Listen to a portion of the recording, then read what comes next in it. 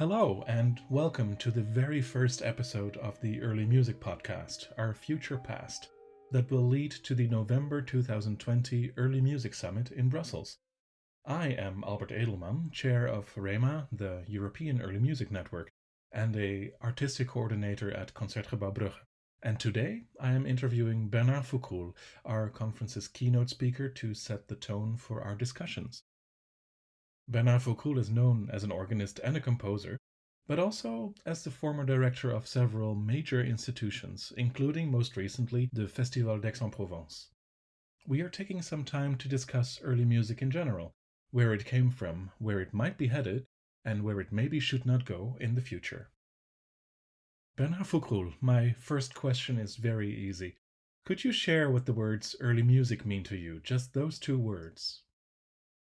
For me, early music would probably mean the music that was not immediately preceding our time, the music we had no direct tradition with. If I'm thinking about Wagner, for example, I would never say that Wagner is early music, even if it was composed more than 100 years ago, because the tradition going from Wagner until today is so rich and so continuous, even if there are important movements and important ruptures in that tradition, the tradition is that. If we take all the big composers, including Bach and Monteverdi, Purcell, Lully, Rameau, and so on, it's not the case. I think with those composers, the link has been cut at a certain moment, maybe just after their death, or a little bit later on. But the continuity is not there and had to be reinvented. For me, this word of invention or reinvention is a very key word if we speak about early music. So for me, organ was my main instrument, with Sigiswald Keuken, for example, accompanying him on the violin. But I had a few lessons with Gustav Leonhardt. And that was each moment, each second of that, I still remember today. So it's been very fundamental in my development.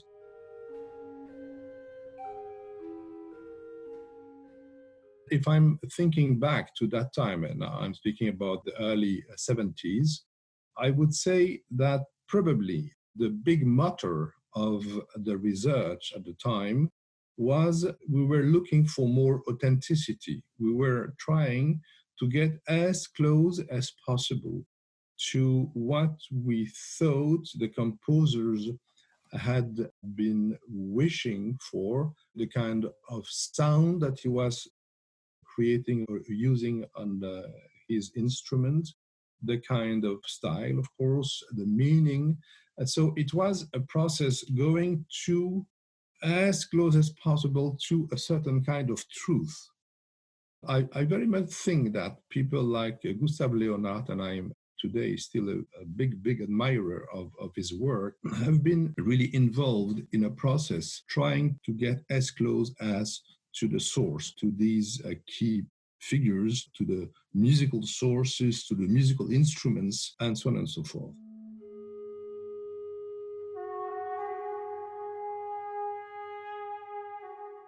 Probably at a certain point, I developed another point of view that was less looking for a truth, and so less looking for authenticity, but maybe more a sort of an invention process. I remember that for Leonhardt, it was clear. Yes, I remember that I tried to explain, but I think it was impossible to do that really, to explain that for me, what has been so fascinating in his work, in his process, was that looking for authenticity, he has been able to be one of the most creative musicians of the 20th century.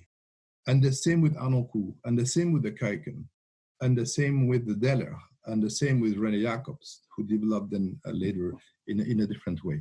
And I think it is, for me, still a very key point. And I very much hope that in the future of early music, if I can say so, I think this kind of freshness and research spirit will keep on, because I think that was so remarkable in the time.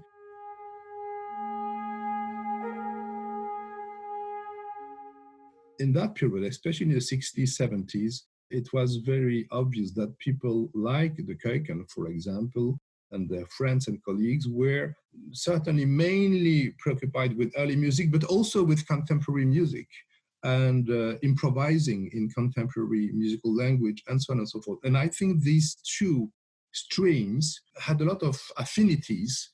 I still like very, very much what I can hear on the old CDs of that time or on the later recordings that that generation has done.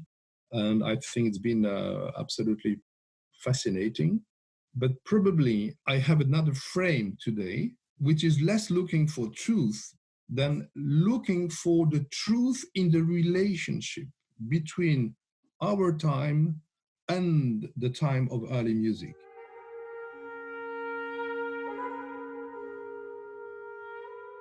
I would never say today that in playing Bach, I am trying to just go as close as possible to Bach. I'm trying to be as authentic in my own way as a contemporary performer to go in the direction of Bach and to also bring his music back to our time. So I like very much the idea of a meeting, of a confrontation, of a dialogue. And I think if the word truth can be used, it should be used in that frame. What is the truth in our relation with the early music? This is a key point, the idea of truth, the idea of authenticity. I wonder if there was a point when early music discovered that, or if it wasn't always there. You mentioned the cutting off of direct contact with a composer, which then requires research. Can you say how you think that happened, and maybe also when, as the early music movement goes back much further than many people think, back to the early 20th century and even the late 19th century when there was a revival, a certain looking back. How do you think about the movement, and what makes early music stand out? My intuition is that the early music movement was starting from a doubt. They were doubting, or they were even in rebellion to the so-called truth coming from the romantic and post-romantic era. And they were asking a lot of questions about things that were obvious for most musicians, for most pianists, for most conductors, for most singers who were used to perform probably a little bit all the music in one style. I think the early music movement started in questioning that and say, why do you say so? Why do we do so? Why don't we try to sing without vibrato? Why don't we try to work with another bow? What if we change the traction on an organ and go back to a mechanical traction, and so on and so forth? I think this question, also the question of the scores. When I was young, we had very terrible bad scores, of and not only about Bach, but also some romantic composers were transmitted in very, very bad scores.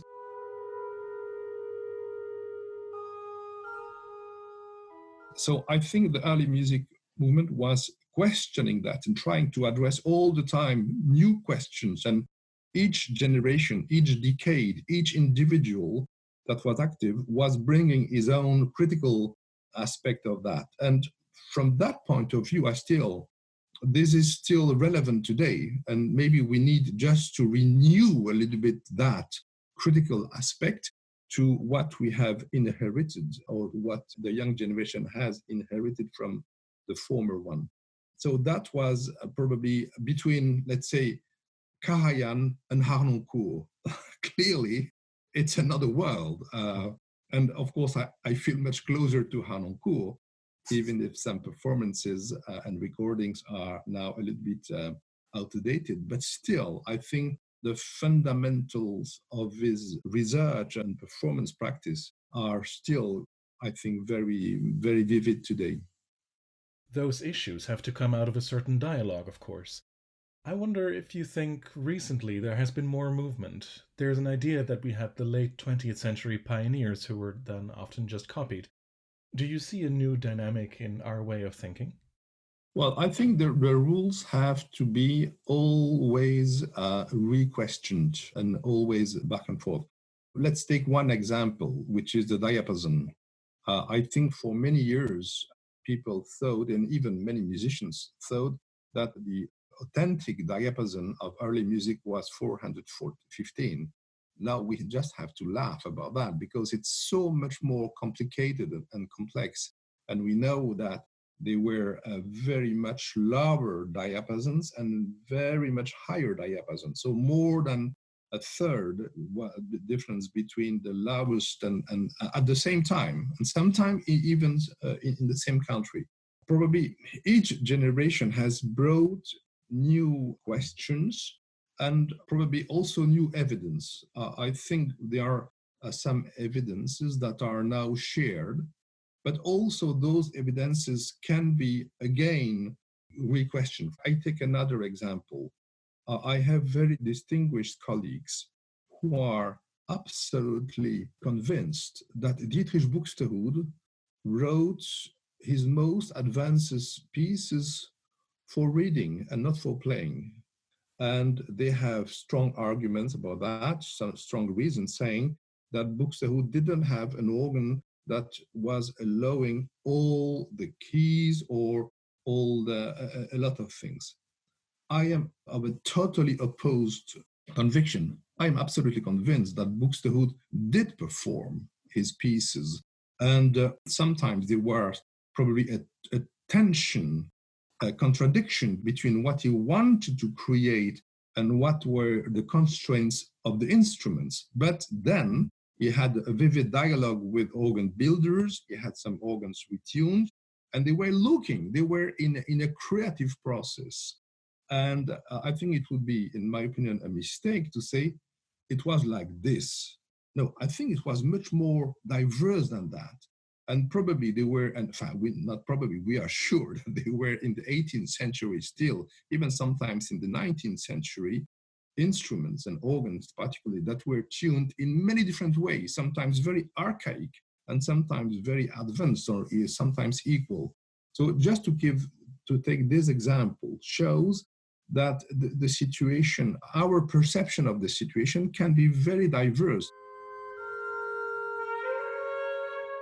Now, still looking at the development of vocal and instrumental music, more and more people in the young generation, and I'm following them with passion, are convinced that we have been using much too many small organs, too soft. And because I think the key word for many years was transparency, and we had to produce a transparent sound. But excuse me, if you look at a Schnitger or a Zilberman sound, it's not transparent, it's polyphonic, but it's very rich, and the core of the sound is very substantial. So if you then accompany singers, especially, but also violin players, cornetto players, or hobos, and so on, you will have to adapt a little bit more. But they will have to adapt, probably both sides, the continual player and the soloist, they have to look for another way of bringing the sound together. We are probably at the beginning of that new phase in research, and it will be very interesting to look at what new, already now we see more and more organs coming with a principle instead of just a bourdon, very soft bourdon that was used for 50 years. I think almost all cantatas by Bach have been recorded with very small instruments in comparison to what Bach had to perform when he was accompanying the cantatas in Leipzig, for example. So that's just an example of transformation.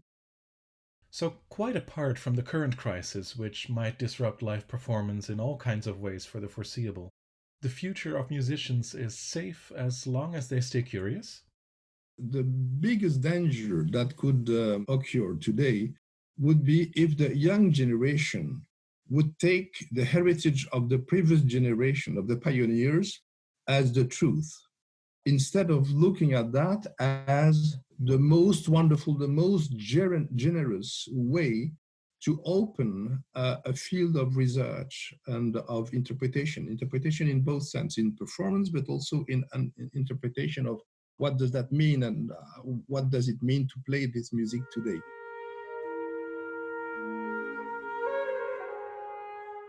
I think if we keep going on the path that they have opened, and we keep questioning year after year, day after day, I think we might keep the spirit. This is the most important thing, in my opinion. With your various recordings of composers' entire organ catalogues, you've brought many more or less forgotten masters back to the fore, notably from the Dutch-German school of the early Baroque. How did you embark on that mission, if we can call it that? You got the chance to do this kind of in-depth work. Do you think such projects will still be possible for future generations as well? Is it worthwhile or even necessary to go all the way like you did? Yeah, if I had to use a word instead of mission, I would speak about love. A mission could be something that is given to you from, I don't know, God or human beings. And it was not. I think it was more something that became quite natural to me. And yes, it's linked to something that is also essential, I think, to early music movement, which is that we have been learning with that movement to look at the music from its origin and not from the tradition.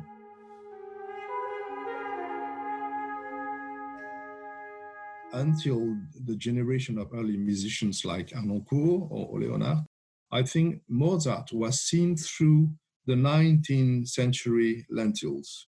And it was seen as a weak composer compared to Beethoven and the romantic ones. If we look at Mozart from the generation before him, the sons of Bach and the Mannheim School and so on and so forth, then we discover a musician that is much more passionate, extreme, diverse in emotions, and so on and so forth. And I think this is a very important point also. If we look at Monteverdi, we can look at Monteverdi from what he has brought to the music after him.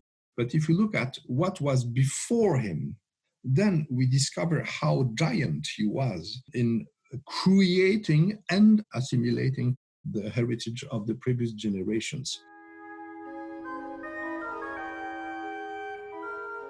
It was an incredible adventure to start recording those composers. Some of them I knew well, like Buxtehude, but still, when you perform all the pieces by a composer, then you learn also to you change step by step your vision of it, and you go deeper in it, and then going back to the generation of Scheidemann and Pretorius, for example, or Weckmann. And to understand the music of Weckmann, I think we have now some keys and some tools to understand it, but I still think there is a lot of mystery in it. And I think that is, for a creative musician, quite inspiring, because you never can say, that's it. Every time you approach a new element of the truth, then you discover there is still a mystery behind. And it's an endless process. And the fact that it's endless makes me very happy, because I would hate the idea that I've come to the wall and now that's it. I very much believe there will always be a new horizon behind. Early music, its way of performing historic repertoire, has been a driving force within the performing arts for a number of decades now, with the repertoire and dedicated performers taking pride of place on the world's stages. Would you agree that early music performance has indeed gone mainstream? Yes, and I would even go further. There is a kind of early music that I have difficulty with today. There are some Vivaldi pieces that I cannot listen to anymore, even if it's very well played. So the danger of that is that not only for the musicians, but also for the audience, if early music loses its freshness, its character of invention, then we go into a world of consumerism. And the danger, one of the dangers of early music, of course, is to be the victim of that process. So I very much share that with you. It's not only about early music, it's about culture and artistic creation in general. I very much think today that the biggest danger on our culture is the consumerism, is the way to look at art, at art creation and diffusion in terms of consumption.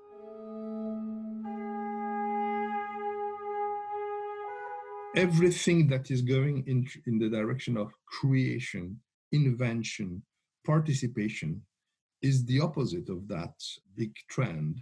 And I think this is why I think that, for example, I would suggest that many festivals and institutions that are dealing with early music would also include some contemporary or some intercultural creations in such an order that the audience is never just taken too comfortable, but is invited also to re-question the values, the habits, and what this music means. Do you think the aspect of comfort played a role for the audience in the 70s, 80s, and 90s? What do you think people were looking for at the time, just before or around when early music went mainstream? And how do you compare such expectations with those of the audience of today? In the 70s in France, there was very, very little early music, even on the radio. It started with organ, a little bit harpsichord, and so, but very much. And when they heard for the first time the Kuiken, the Collegium Vocale, the Leonard, and so on, they were bored. And most people didn't like it. They really disliked it profoundly. So there was no feeling of comfort. The feeling of comfort came much more later on when the audience became to be used to listen to some pieces in a more comfortable way. And this is dangerous because we are not anymore 40 years ago, where the early music was in a way taken by rebels, people like, for example, Franz Bruggen. Bruggen was an interesting figure. He was a sort of a provo in Amsterdam. And it was interesting to see him and Leonard because they were visually quite different, but very friendly, very, very like brothers in terms of music.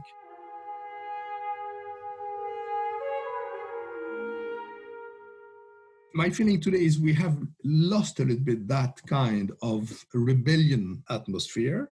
Maybe it's less in our time, but profoundly speaking, I think we have to look for the same kind of creativity and the same internal rebellion.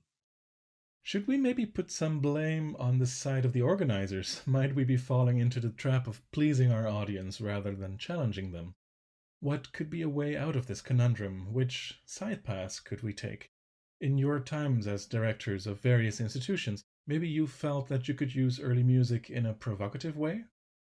What I like in programming, what I've been trying to do, is never really to please the audience, but I was very pleased when the audience liked what I offered them.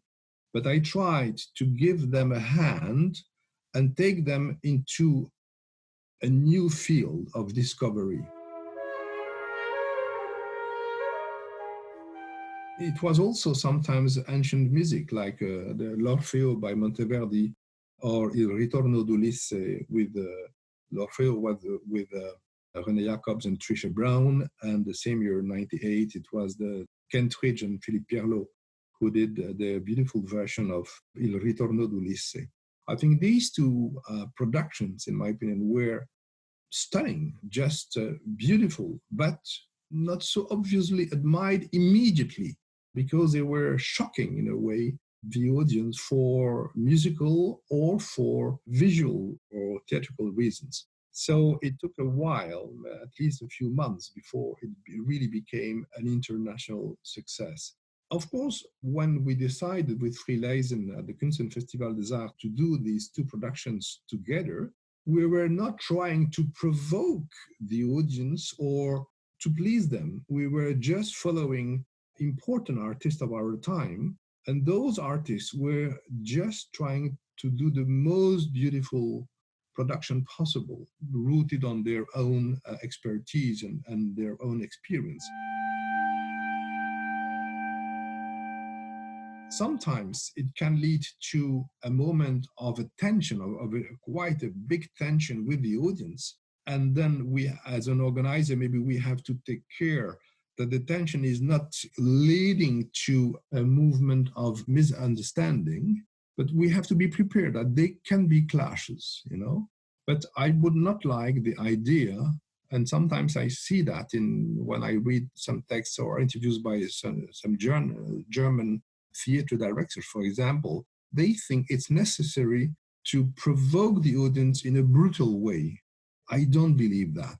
I think if the audience is, by the artistic process itself, is provoked and is uncomfortable, okay, that's fine. And let's hope they will find a way out that feeling of uncomfort. But I think the fundamental process of an artist is not that. And the danger of today, in my opinion, in the field of theater and opera, would be a sort of a new academism of the provocation, which is a sort of an easy and superficial provocation, to have nude people on stage, for example. If it's not necessary, it's a stupid provocation. It's just an academic gesture. And sometimes it can be the most beautiful and meaningful image if it's really well funded in the piece or in the dramaturgical process.